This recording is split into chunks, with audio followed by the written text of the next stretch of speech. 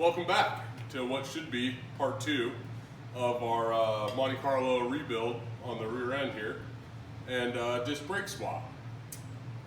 This episode we're going to do something about these springs here and finish installing our rear disc brake swap in making that sure that the brakes actually function and have the hydraulic juice going to them and all that fun stuff. Getting the parking brakes working and get our rear end installed back in the car. So it should be a good one. We'll follow along here and hope you enjoy it. So we have our rear end here. First things first is going to be, last video I got these brake kind of line tabs made, and we need to get these welded to the rear end and kind of in line right about there with our existing line that ran over to the drum brakes before. And then this way you have rubber line there, it's supported and lets the caliper move and do all the things that it needs to. But I prepped this side correctly, the most outside part on the spring perch, so I can weld it there. But I goofed on this side and just have it prepped on the inside when it's supposed to be over here.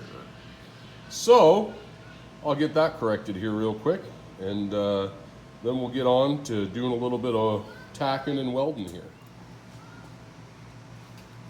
All right, so I got the flap disc on this. We're gonna go ahead and get the spot cleaned off so we got good metal to weld to.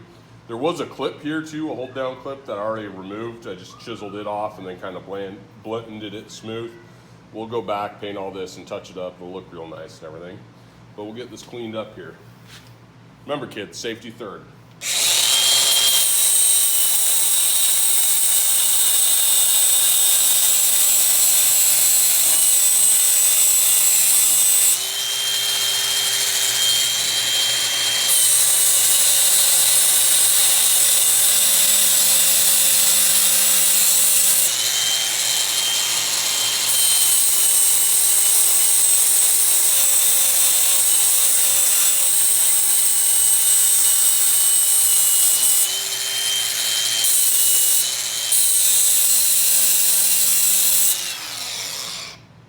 Something like that. We'll come in here, I'm going to take some brake clean with a rag, wipe that down so it's nice and clean. Don't worry, it's non-chlorinated. We're not going to make no spicy wind with the old chlorine gas or anything.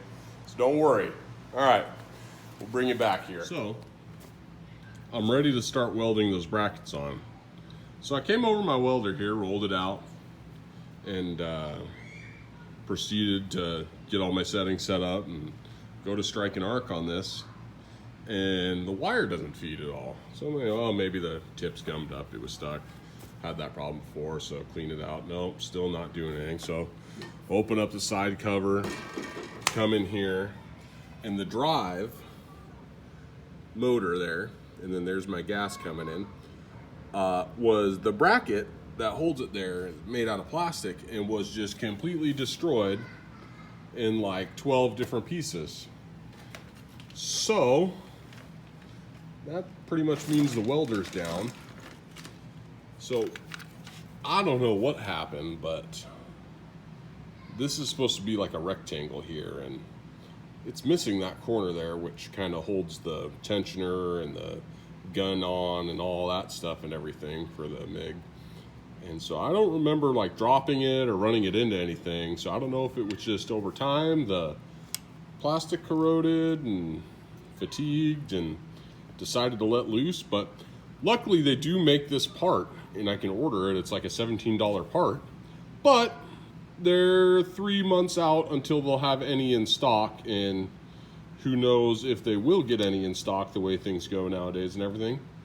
So I'm kind of held up and got to make a decision on what we're doing here to finish this project, if I want to wait 3 months or what. So I'm gonna have to think about it, and I'll bring you back for the solution when I have it. Great. So I've sourced a solution for my welding problem of this one being broken, and it's this. Another cheap but hopefully better welder than what that one is. This has got pretty good reviews. The old Harbor Freight titanium brand. Supposed to have some little few better features than what my other one did there. I think I'll probably still order the part for the other one, and once it comes in, fix it, then put that one on Marketplace, and or who knows, maybe this one's still, maybe I like that one better than what this one is. We'll see. We'll see how things go. My chances are, I think this one's going to do a lot better though. So now you get to see me set this all up and then hopefully do some welding with it.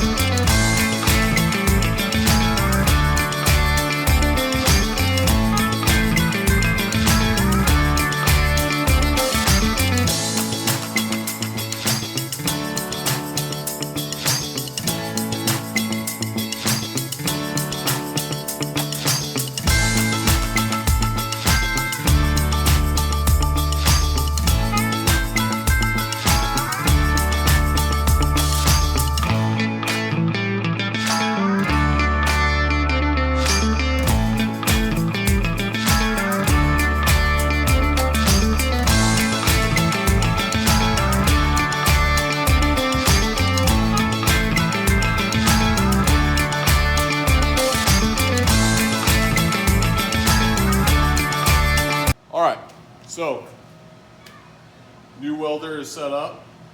I haven't even struck a arc with it yet or anything. I've got my brackets located here where I won't need them on the rear end. This guy might need to come down just a little bit. There. Now they're where they need to be. I kind of went with the recommended settings on the welder. We're gonna see how it does here. This will be the first time using this. Gas is on, everything's ready. We'll see how it does. I got high hopes. You know, it got a lot nicer features than that other one did, so hopefully it does a little bit better of a job here. We'll find out though.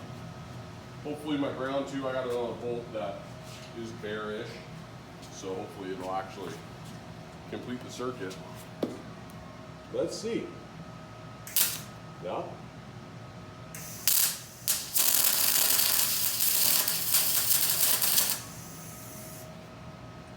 I like it. I like it a lot. That's a lot nicer. I think that's going to do just fine. Let's see how it does here.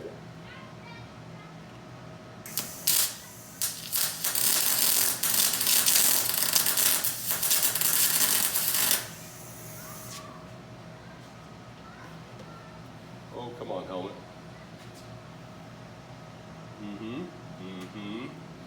Yeah. Okay. Let's remove the magnet here. Let's see if we can get a little bit on the back side here.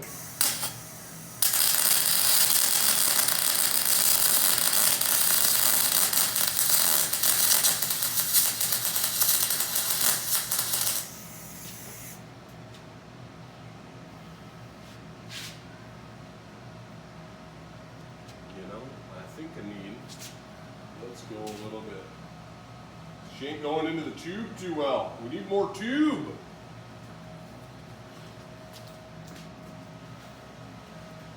All right, try it for this side.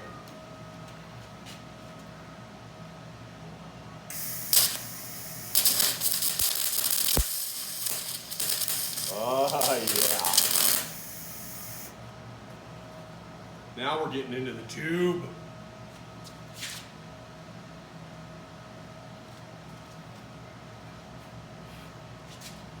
Okay, let's try this one.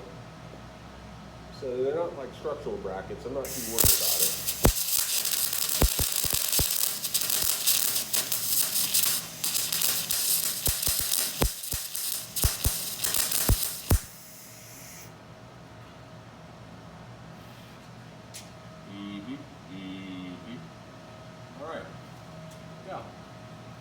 I think that's secured. Next bracket, engage.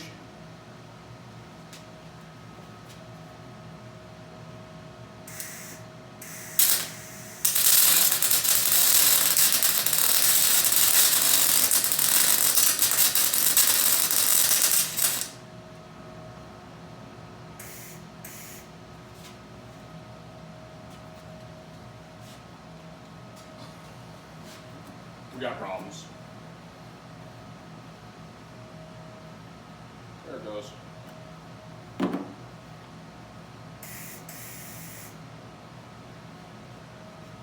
Snippy, snippy. Snippity, snippity. Nazi. Is that enough to hold it there? I think so. Okie doke.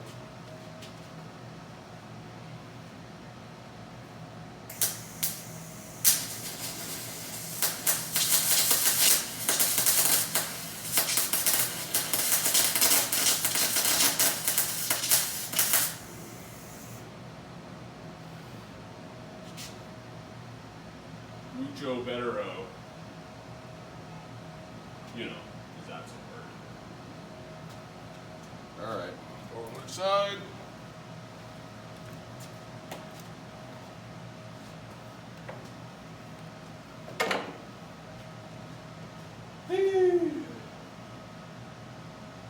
Engage.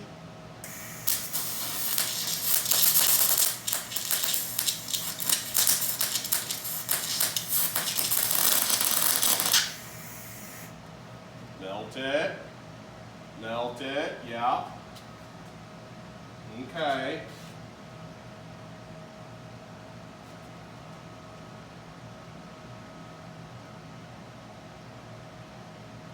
I mean, you throw one in the middle there. Nozzle, top.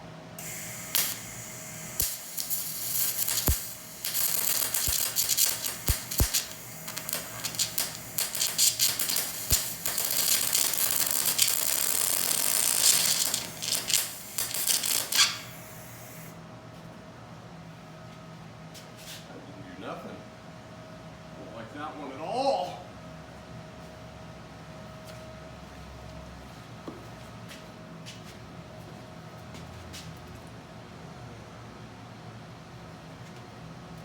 Oh, we're just having fun.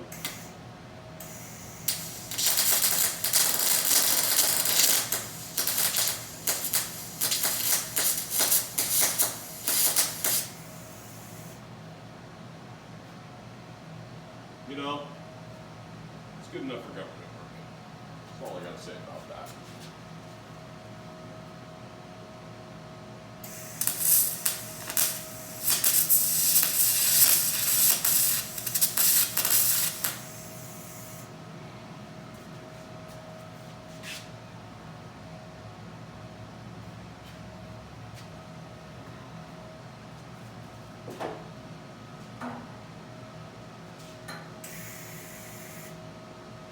Cheap.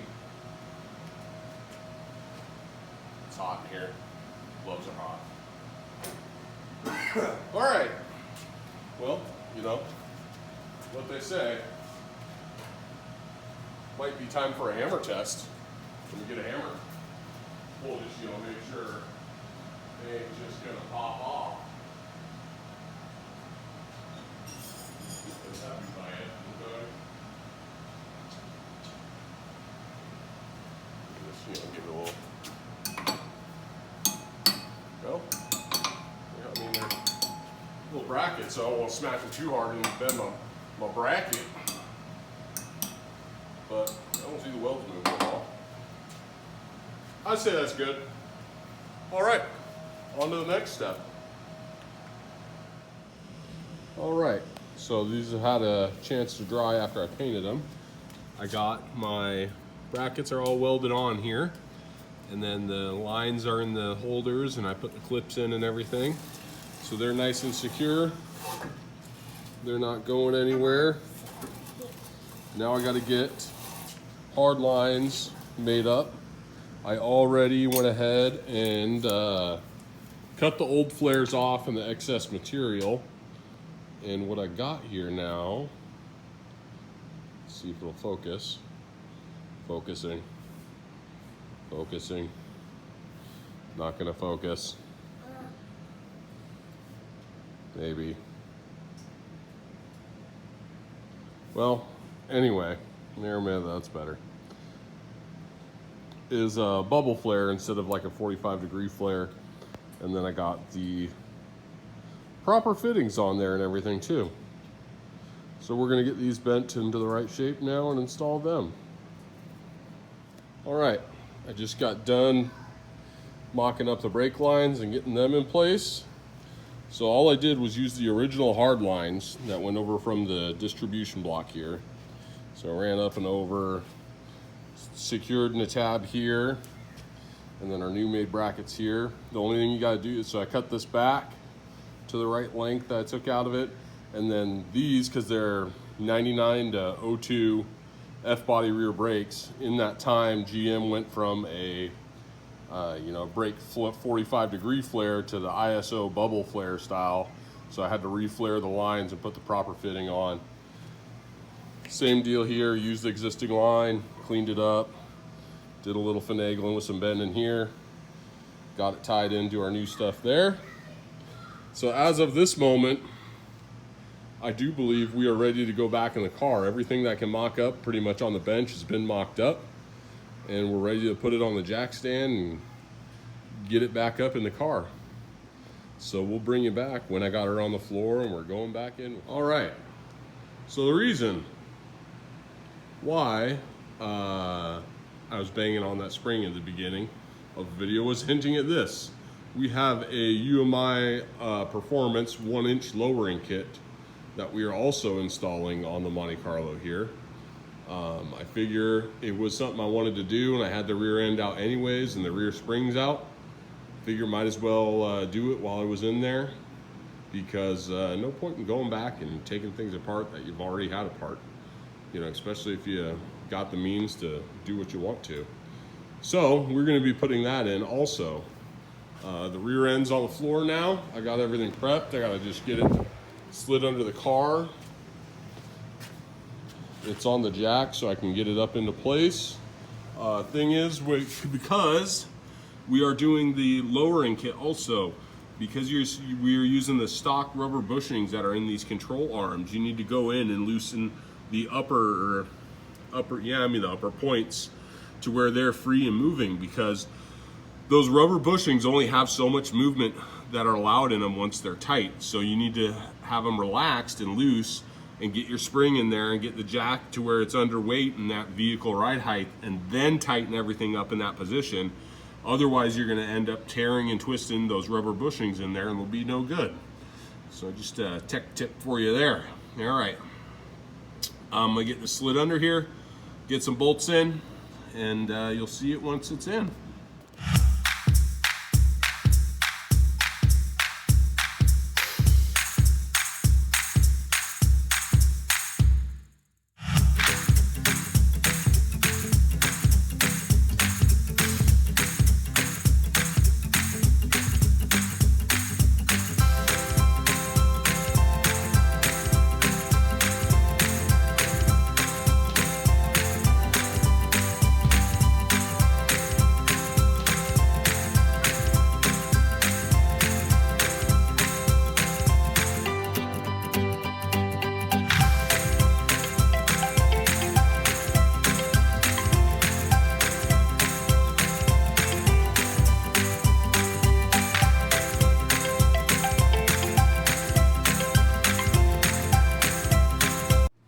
Well, we got problems. So our shocks here, you know, I checked them roughly on the bench when I had the rear end on the bench and was mounting everything, and I'm like, you know, it should work. But if we crawl under the car here, hold on, we're going under.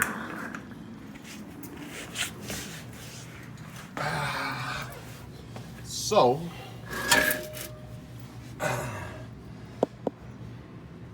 that is where the shock needs to go, right there. It's got the 2 bolt holes and then the cutout for the pivot spot.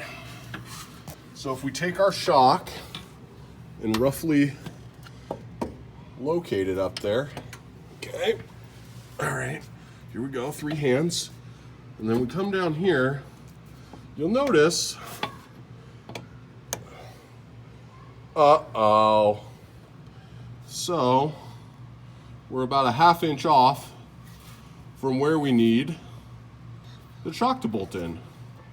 So now commences Redneck Engineering shock relocation bracket, because I already checked Bilstein's website. They don't recommend installing these upside down because they got oils and gases and things like that. You don't want them to mix. I can understand that. So now I'm building some shock relocation brackets. So we'll put you on the time lapse and you can watch me struggle with that. Fun times, engage.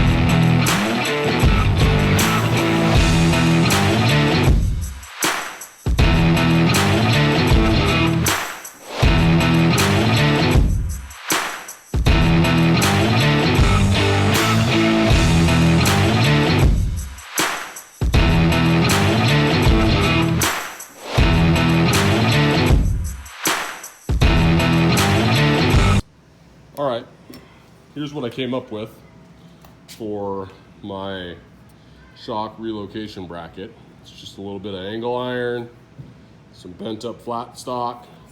So basically, it'll go kind of in the car like so.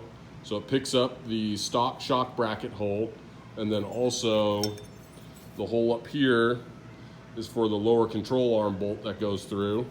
So it picks up those 2 points. And then it's not actually bolted to the control arm, it's the bracket on the diff, so you don't gotta worry about it pivoting and wearing out or anything like that. I'm gonna get it all painted up. I got my materials cut out for the other side. I just kind of got to get them in place, get everything bent up and then tacked together and welded up. And then hopefully we're making progress again and we can get the shocks in and everything tightened down and brake lines hooked up and all that stuff. Then I still got to make brackets and things to get the parking brake working, but we'll get it. Just time and effort. That's all we got.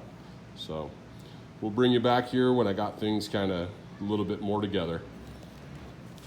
So here's what I came up with for the parking brake. Here's a cable that normally comes in, and it's still the drum brake cable. And normally in the drum, it fits in a hole there, which anchors it.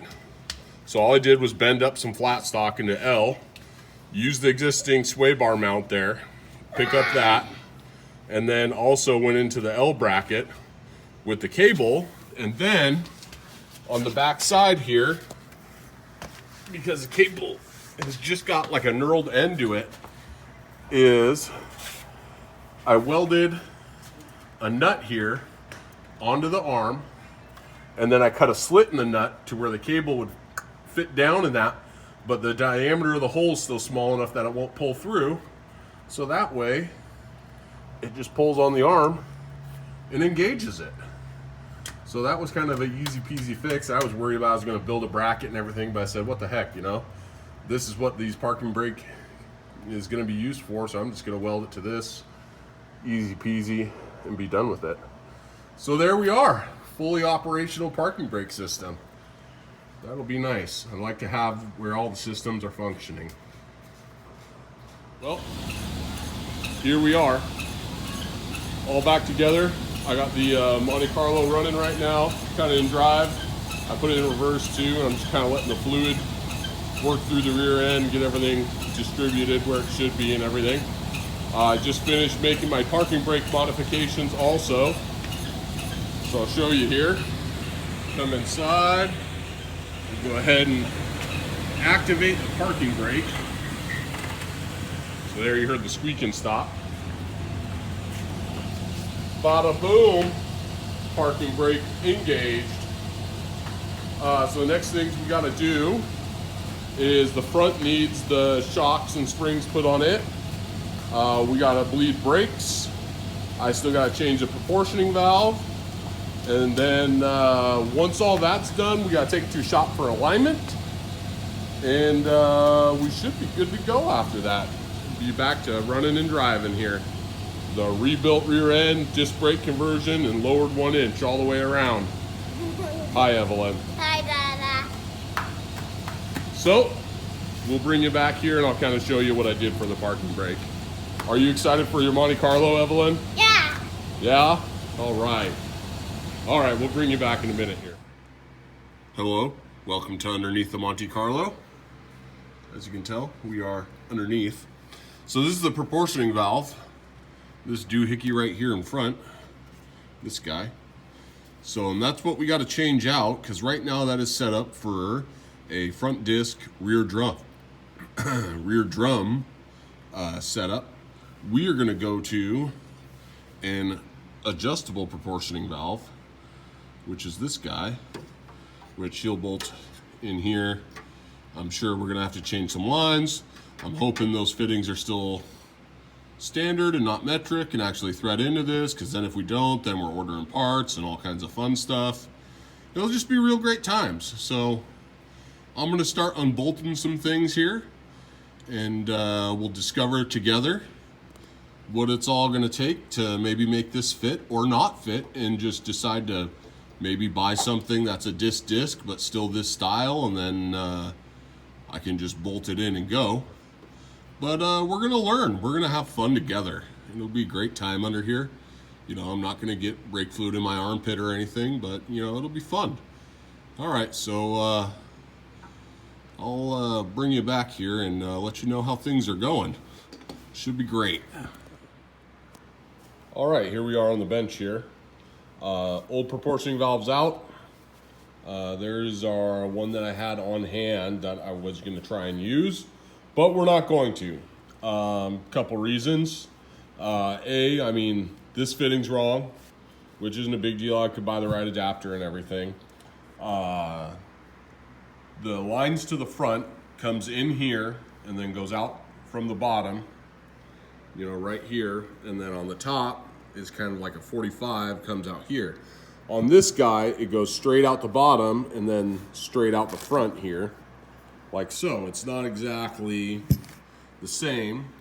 Those fittings are the same. So, I mean, I could bend that line down, but then on the top here, the sizes for the fittings are way off also. On the stock one, the fittings are much bigger, where the aftermarket unit here, they're much smaller fitting. So, I mean, I could, if I really wanted to, get in there, cut all the fittings, cut the lines, get all the fittings off, put the correct fittings on, re-flare all the lines, and then bolt it back together. But those lines all shorten up. So then we're bending things and doing things like that I really don't want to. I want more of a, you know, stock kind of replacement where we can just take this out, you know, put the new one in, bolt it in, and be done.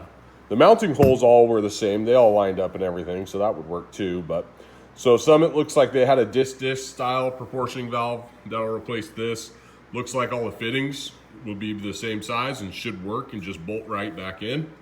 So that will be good. So we're gonna wait for that to come in. Should be here like Wednesday or something like that. And then we can get that in. In the meantime, we do have our new shocks and springs that we gotta get in. So that's gonna be the next thing that we start working on here. I think I'll start on the passenger side and we'll see how long that takes us. We gotta get shocks out, springs out, new springs in, new shocks in, and away we go. And then it will be kind of just playing the waiting game for that proportioning valve to come in. Also got new lug nuts coming in because went with the longer studs in the rear. So the old ones are a little bit too short, the lug nuts are, which, I mean, the more thread engagement you have anyways, the better. So that's where we're at. I'm gonna put you up on the tripod and you watch here on the time lapse as I struggle to get these springs out. All right.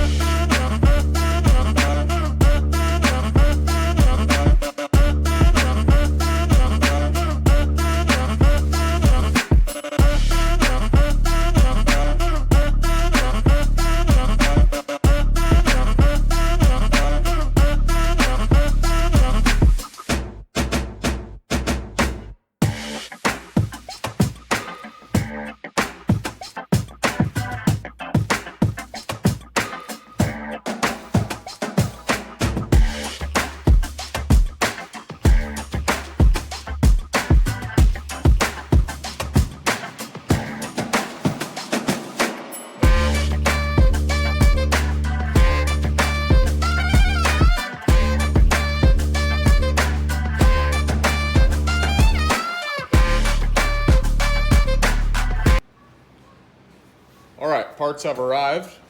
I'll run you kind of through the proportioning valves here and kind of explain what's going on. So here we have our stock proportioning valve that came out of the Monte Carlo. It was set up for front disc brakes and rear drum brakes, which we do not have anymore. We're going to disc brakes, so we needed to replace that. You can go with what is called an adjustable proportioning valve, which allows you to increase or decrease the rear brake bias on it by turning this knob here. This would work. It has the correct mounts and everything for it and the holes, but all the wrong line size fittings. We could get under the car, cut all the old fittings off, re-flare it, and then put this in there, but that's a lot of work, and I'm into working smarter, not harder. And granted, yes, it did cost a little bit of money, but this guy here is a non-adjustable, but a disc proportioning valve, so it has the right balance valve in here, or bias valve, whatever you want to call it. A lot of people don't like using these because they have trouble bleeding them, and the tip is there's a special tool you have to put in here that assists you in the bleed procedure. You pull out your switch here for the brake valve. That would come on if, like, you ever had a problem with the brakes and it went to all fronts or all rears. It slides the valve in here, makes contact, grounds that circuit, and turns the light on in the dash. So what the trick is you pull that out, and there's a special tool that's made. It's just a little plastic pin. It goes in here and threads in place of that electrical switch, and it locks the valve in place in here to when you are bleeding the brakes, that valve isn't going to slide to the rear or to the fronts and lock one of the systems out. This way now you can bleed the brakes the way you're supposed to, not worrying about that valve closing on you and then having to go in and reset the valve and everything. And that's where a lot of people run into trouble with these and have problems. So now that I have that installed, we'll crawl under the car and we'll go ahead and get this installed and then bleed our brakes. And then I have a little bit of service work to do, lubricate some ball joints and tie rods, adjust the front wheel bearings, and we put the wheels back on this and get the Monte Carlo on the ground and see how it looks with the front springs. So we'll bring you under the car here and you can follow along as I go ahead and get this in.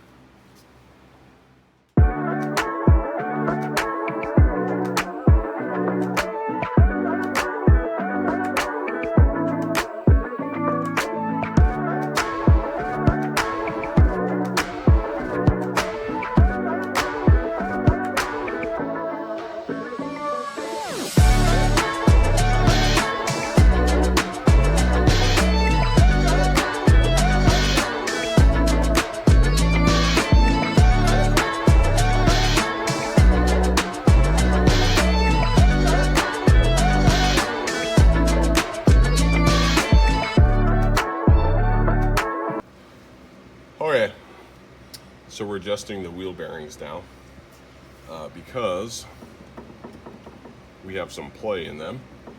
So we already did the other side, right, Em? Yep. And the bearing looked all right. We took it out, kind of looked at it. No unusual wear marks or anything like that.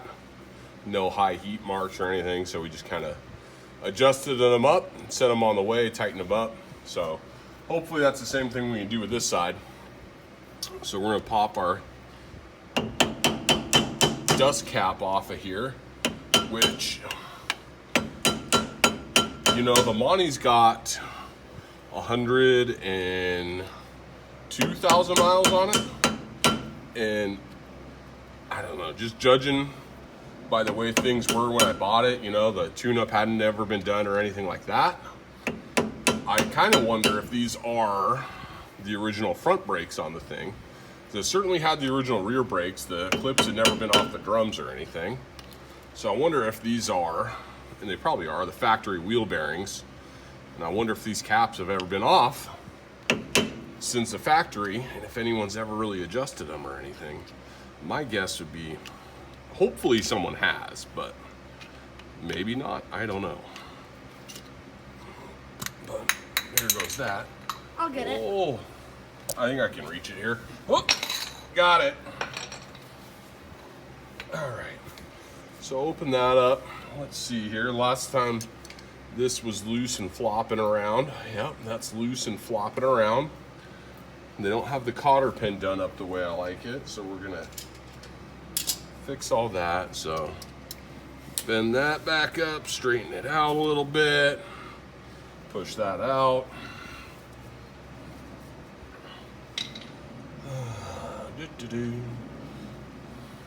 Pull that out. Yeah, old cotter pin out. Remember, rule is never use cotter pins. That's no bueno. I want to say someone's been in here before because it almost looks like there's kind of two different types of grease on this thing. So hopefully these have been repacked and adjusted at one point. I mean, and there's enough grease in here. I'm not worried about the bearings drying out and going bad or anything like that. Or being starved for lubrication. I don't know. They just want to get away from us, Emmy. They do, though. Get grease all over myself here. Okay. That's off. Little magnet. Washer. Take that off the magnet. Get off there. Don't roll under the car after you get off. There we go. Getting all greasy. All right. Wheel bearing. You know, it's looking about the same as the other side. Yeah. Nothing too terrible. You know, I mean, if I was going to go ahead and do a brake job on this and we were replacing things and stuff, I mean, that's just grease around the rollers. That looks fine. Plenty of grease there. You can see the inside cavity of the rotor here. There's still plenty of grease. Let's take a look at our bearing race surface. No pitting or scoring. Anything crazy like that. Not too terrible. Pretty standard issue, I would say. So I think we're just going to go ahead and tighten these guys up. Eventually in here we're going to be upgrading the front brakes on the Monte Carlo, right? Yeah. The overall grand plan of things. So I'm not too worried about these going bad or anything like that, because hopefully before too long we'll be back in here again. But we'll kind of see how all that goes. Did the YouTube people get a good shot of the bearing? You think they want to see? Should we show them what the bearing looks like? Let's see if we can get it to focus there. So not too bad. I mean, you can see, I mean, there's no real pitting or anything like that. Don't look too bad. It looks exactly like the one over there. Yep. Which, I mean, they were rolling just fine. There wasn't any noises or anything crazy like that. It's just we noticed when we were doing our work on the front end with the springs and stuff, I noticed they were loose. Thank you, Mr. Train, for paying us a video in the visit in the video. We do live by the train tracks. Thank you, Mr. Train. All right, washer back on, nut back on.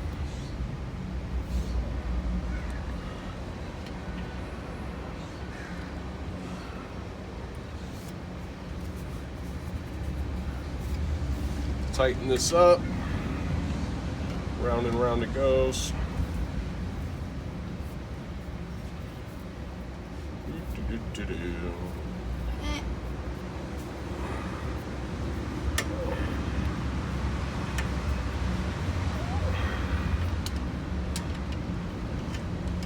Okay, so there we're starting to get tension.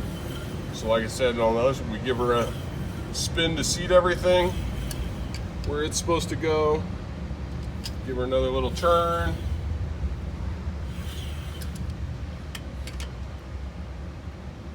That's probably pretty good right there. These don't need a whole lot of torque or they just need basically enough for preload on those bearings so they function right. Let's see how close. For the cotter pins. Yep. New cotter pin. Let's see, was there a hole here we could go through? Not one there.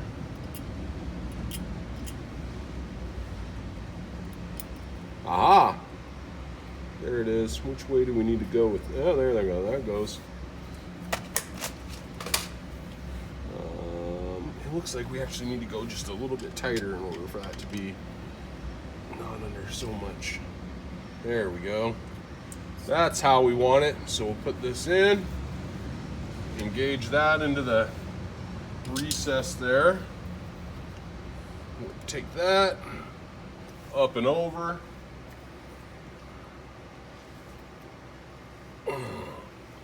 Like so. Clip. Watch your eyes.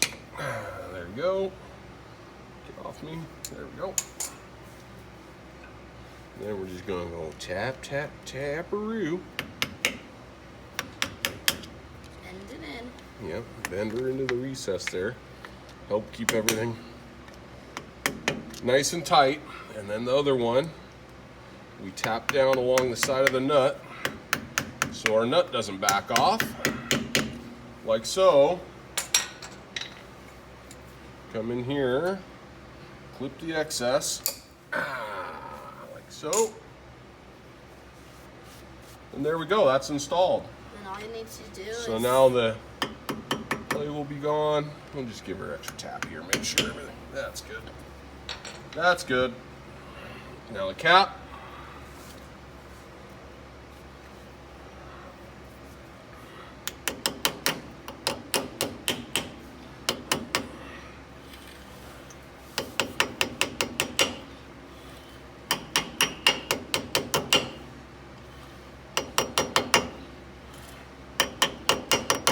So and then we'll check here. Oh yeah, all the play is gone. No more rocky. Still spins nice. Adjusted up, ready for another few thousand. Okay, so here we are. Moment of truth, we're gonna put the car back up. Wheels on, brakes went, maintenance is done. Now, me and Emmy were wondering, because I've had this before where it's gotten close, it's because we lowered it, right? Yep. If the jack is going to be too tall and get stuck under the Monte Carlo now, and then we'll have to buy a low profile jack to try and get it out. So, here we go. We're going to see what happens. All right. Ups a daisy. Here's the car.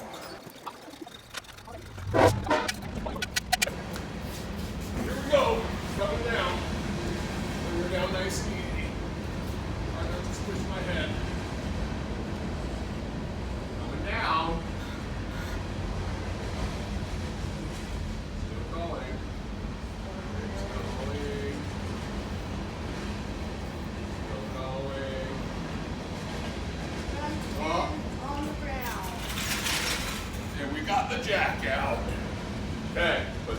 you back too.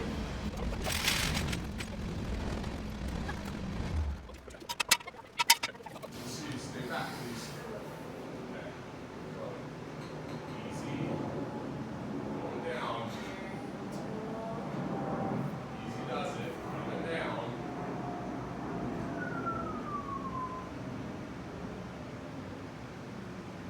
Coming in for a landing.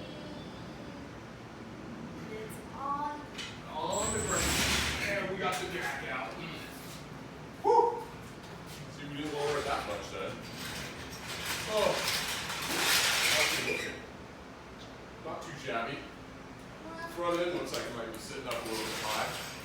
But we still got to balance the car, settle it, and all that kind of stuff. So tragedy avoided. We got the jack out. Yay! You don't have to go buy a low profile jack. So that's good. All right, Now time to give it a bath. bath time for us and the car. Yeah, because my hands are black. Yep.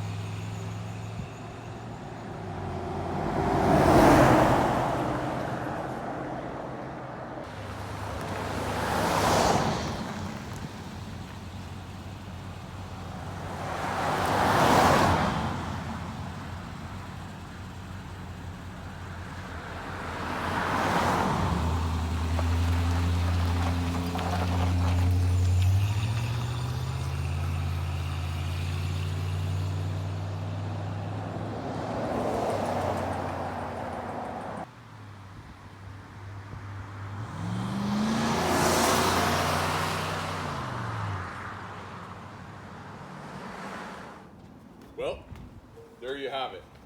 We have successfully rebuilt the rear end on the Monte Carlo. Rear disc brake swap, 1-inch lowering kit from UMI suspension, or UMI performance installed, with new Bilstein shocks all the way around. The car handles really good. Might be sitting a little bit up in the front right now, but we'll see how it all settles out over the long run. A few little things, a little self-clearancing that needs to happen in the rear end with the brakes and whatnot. It's making a little bit of noise. We'll get in there and address that. The only other thing is it might need a master too for it. It brakes fine right now and everything. It's just that I think with the offset pistons in there, when you step on the brake right now, the brake light comes on the dash, but everything is functioning fine. So a little few things still work out, but we'll have to leave it for another episode of the Power Barn in our 88 Monte Carlo that we're working on. Thanks for watching. Please like and subscribe, and we will see you later.